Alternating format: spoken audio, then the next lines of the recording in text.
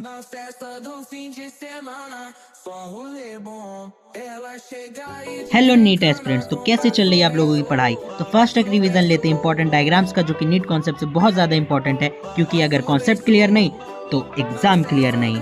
First एक revision लेते हैं आज प्लांट शेल का। जो भी इसके लेबल डायग्राम है सब आप दिमाग में सेट कर लीजिए, क्योंकि बहुत इंपॉर्टेंट है 2026 नीट पॉइंट ऑफ व्यू के हिसाब से।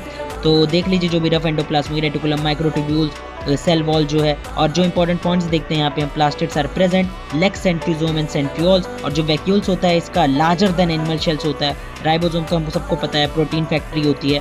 फिर हम आते हैं क्लोरोप्लास्ट की तरफ, जो कि क्लोरोप्लास्ट अपना होता है फोटोसिंथेसिस का काम करता है। Cell membrane is surrounded by rigid cell wall made up of cellulose.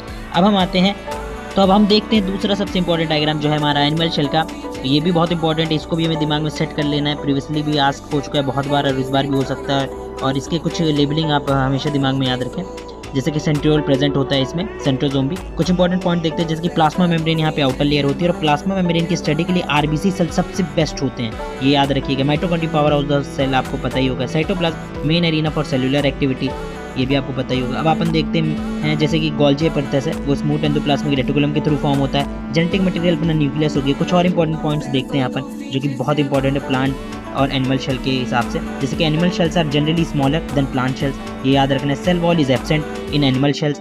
Plastids जो है वो प्रेजेंट होती है, सुपर इंपॉर्टेंट है। प्लास्टिड एनिमल शेल में एब्सेंट होते हैं और प्लांट शेल में प्रेजेंट होते हैं, सुपर इंपॉर्टेंट, डायरेक्ट क्वेश्चन आ सकता है। Centrosome and centriole present. Finger like evagination extension of cell membrane is called microvilli. Microvilli जो सरफेस एरिया इंक्रीज करता है, ये सब हमें याद रखनी है। आई होप आपको वीडियो अच्छी लगी।